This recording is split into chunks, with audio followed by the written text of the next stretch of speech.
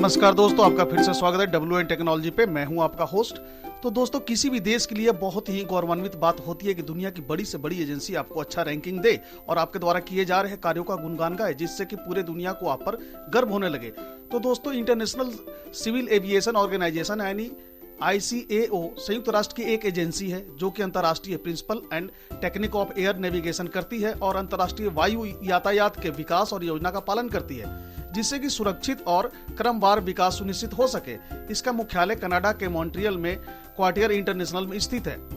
यह संगठन standard and recommended practices का पालन करता है, जो वायु नौवहन के संबंध में इलीगल इंटरफेरेंस की रोकथाम एवं इंटरनेशनल बॉर्डर क्रॉसिंग मैनेजमेंट करता है। इसके अलावा ICAO एयर एक्सीडेंट की जांच के प्रोटोकॉल डिलिमिटेड करता है। ये उन सभी देशों में लागू होता है एवं मान्य है जिन्होंने अंतर्राष्ट्रीय नागर विमान सम्मेलन में हस्ताक्षर किए हैं। ICAO को अंतर्राष्ट्रीय वायु यातायात संघ यानी कि आइटा से अलग समझा जाना चाहिए। यह एक एयरलाइन संचालकों का संगठन है, संयोग से जिसका कि मुख्यालय भी मॉन्ट्रियल में ही स्थित है।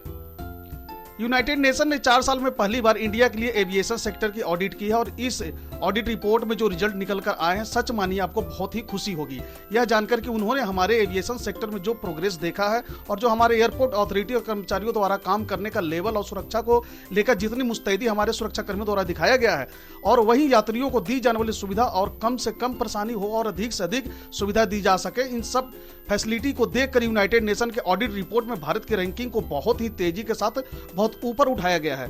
जी हाँ दोस्तों, अंतर्राष्ट्रीय नागर विमानन संगठन यानी ICAO को वैश्विक विमानन सुरक्षा रैंकिंग में भारत 48वें नंबर पर पहुंच गया है। 4 साल पहले देश 102वें स्थान पर था। दोस्तों, यह रिपोर्ट देखकर आप समझ सकते हैं कि टॉप 100 में भी बने रहना बहुत ही अच्छा होता है, जबकि हम लोग ऑलरेडी टॉप 50 में आ गए हैं। जबकि इंडिया से कितना ज्यादा डेवलप्ड कंट्री चाइना है, जो कि वह हमसे बहुत ही ज्यादा पीछे है।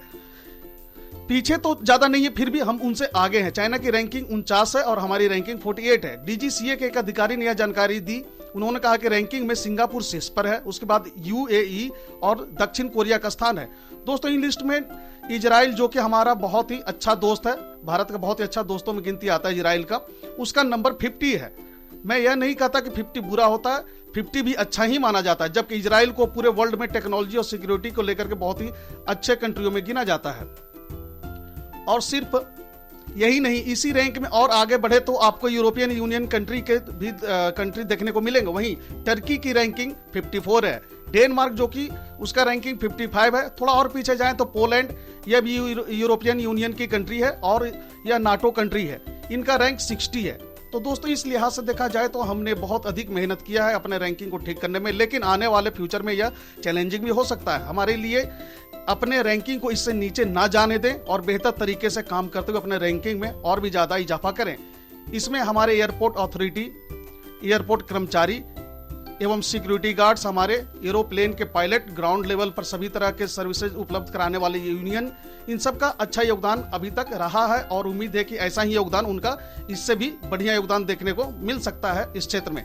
तो इस फील्ड में रैंकिंग बेटर होने का फायदा यह मिलता है कि जैसा कि आपने सुना होगा कि कतर एयरलाइंस, अमीरात एयरलाइंस, सिंगापुर एयरलाइंस, इन सब का एडवर्टाइजमेंट बहुत ही होता है और बहुत से लोग इनमें पैसा अपना इन्वेस्ट करते हैं, क्योंकि उनको इनकी रैंकिंग देखकर वह सेटिस्फाई होते हैं कि मेरा पैसा जो है इसमें डूबेगा नहीं, और इस वजह से इन एयरलाइंस कंपनियों में बहुत से लोग इन्वेस्ट करना चाहते हैं।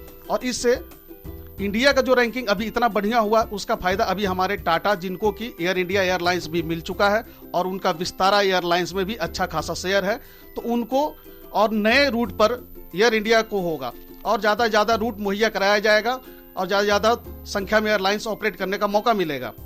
नागरिक उड्डयन महानिदेशालय यानी DGCA प्रमुख अरुण कुमार ने शनिवार को PTI भाषा को बताया कि नियामक ने भारत की सुरक्षा रैंकिंग को बेहतर बनाने के लिए अथक परिश्रम किया है और इसके परिणाम सामने हैं। उन्होंने बताया कि सुरक्षा तत्वों के प्रभावी कार्यान्वयन के मामले में देश का स्कोर सुधरकर 85.49% हो गया। इस ऑडिट में आखिर होता क्या है, किस तरह से वह डिसाइड करते हैं कि इनकी रैंकिंग क्या होनी चाहिए, क्या क्या देखा जाता है। तो दोस्तों, इसमें जो मुख्य चीजें देखी जाती है वह होती है मैनेजमेंट कैसा है, इनके एयरलाइंस का, इनके एयरपोर्ट का साफ सफाई कैसी है, यह कस्टमर को किस तरह से फैसिलिटेट करते हैं, इनके पायलट्स की टाइमिंग पंक्चुअलिटी क्या है, इनके एयरक्राफ्ट के कंडीशन क्या है, ऑन द एयर और ऑन द ग्राउंड इनके द्वारा दी जाने वाली फैसिलिटी क्या क्या होती है, सिक्योरिटी का इंतजाम कैसा होता है, इनके एम्प्लॉय किस तरीके से पेश आते हैं लोगों के साथ।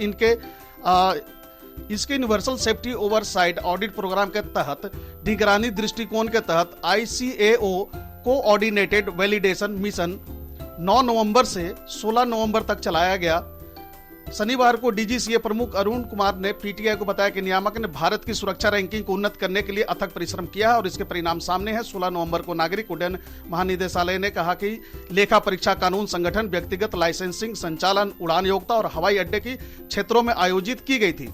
इसने एक विज्ञप्ति में कहा था कि प्रारंभिक रिपोर्ट के अनुसार मिशन बेहद सफल रहा है। भारत ने बहुत अच्छा प्रदर्शन किया है और हमारे स्कोर में काफी सुधार हुआ है, जो हमें सर्वश्रेष्ठ सुरक्षा मानकों निरीक्षण प्रणालियों वाले देशों की कंपनी में डाल देगा। तो दोस्तों, कैसा लगा आपको इस तरह के इन्फॉर्मेटिव वीडियो? इसी तरह के और भी इन्फॉर्मेटिव वीडियो देखते रहने के लिए बने रहे हमारे साथ। अगर आपने अभी तक हमारे इस चैनल को सब्सक्राइब नहीं किया है तो आपसे आग्रह है कि आप प्लीज मेरे चैनल को सब्सक्राइब करें और वीडियो अच्छा लगा हो तो लाइक करें, अपने दोस्तों के साथ शेयर भी करें। Thank you, God bless you.